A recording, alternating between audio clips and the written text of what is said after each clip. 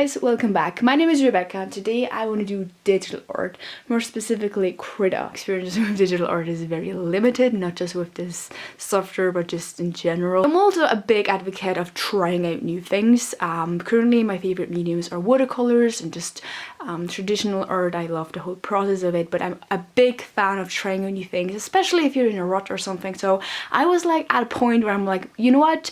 Go back to digital art, let's see if I like it this time around and, you know, give this a new chance. More about the software. So Krita is free, it's an open source software, you can download it. I left the link down below if you're interested. I know about it because a fellow YouTuber, Sarah Tapas, I actually don't know how to pronounce her name, which is quite embarrassing.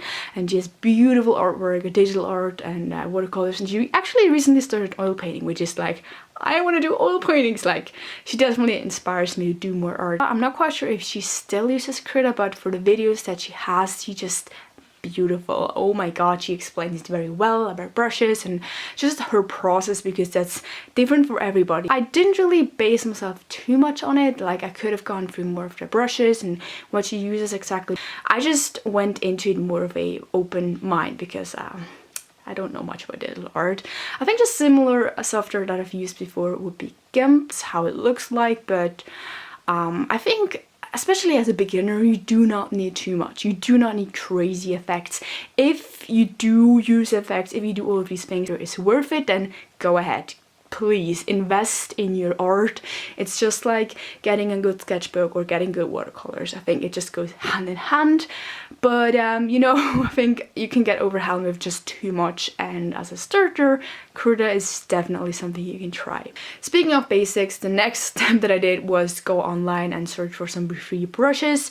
Yes, there are these default brushes which would kind of work, but I just want to play around because that's the thing with digital art. You can alter brushes and get them textured and do all kind of dynamic crazy things, which just blows my mind. So I'm gonna leave the link down below where I got these brushes. He like went through all of the brushes or his favorites from this pack. I think it was 60 brushes, and he explained like for what he would use it, whether it was outlining or textures or painting, like a lot of things. Again, I didn't follow these exactly because I just was going crazy with it. I just wanted to see like which ones were great for layerings, for like textures. I'm definitely looking for that textured kind of style that you can see in watercolors, kind of like oil painting but in digital art. That's what I really love, definitely. And you know, digital art in that sense is just very appealing because you see it all the time.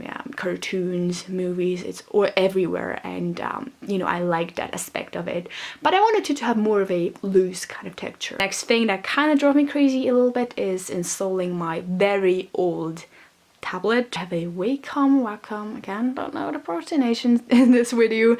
Yeah, it's a really good brand. Like, I would just totally recommend it. Everybody says so. I guess there's just more tablets on the market by now, but I got this tablet like I think almost 10 years ago. Tried it out and I really didn't know how they worked. I guess it was just because my skill levels were not that good, so I think if your skill levels are good in traditional art, it projects over to digital art and vice versa. Definitely see now how I improved as an artist overall, and it was not the fault of the tablet or the software, which, you know, we give ourselves excuses. It's always something, but it's just really a training thing and practice thing, and then you can improve. I've never really used the tablet, so it still works perfectly, or in my opinion, I don't have a comparison, but for what I needed, it was great. I haven't much talked about the art that I'm doing here. Like I said, I've tried digital art before a little bit, so I'm gonna pop up the versions on the screen. I think you can definitely see my progression and how I got better, but like I said, I think it has more to do with my overall art skills, not really digital art. I still have very weird kind of ways to do it. I don't have a technique at all. Like I'm confused about the layering system. I'm just not used to that. I'm used to layering watercolors, but I'm not used to altering each layer. For me, it's like each layer is done and then you go over it and not back and forth. It's just confusing. I think even you can see in this art piece that in this girl that I'm drawing, I'm just a basic form. I didn't want to make it complicated. You can see that I still use the techniques from watercolors in digital art, which I don't think it's wrong, but it's super time consuming. My problem with digital art is, and you're sure aware of it, is the freaking erase button.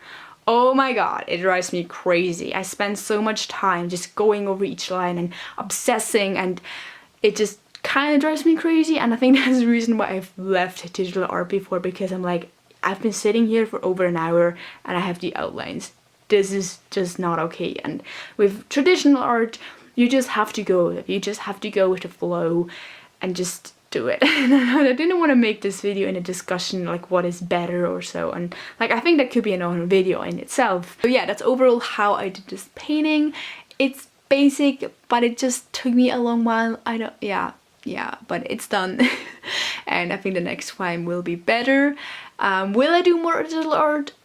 Yeah, I think so, in different forms. Will I use Krita? For sure. If you're a beginner, then totally use Krita. You could also use Krita for editing your photos, your stuff like that, which I'll probably use Krita for that in the future. Like that's where I want to put more emphasis on, not like creating whole art pieces, but more like maybe animating text or adding texture related. Let me know if you think I should do more, and also let me know if you've done digital art in the past, if you have any tips or tricks, or if you have some similar struggles that I encountered too.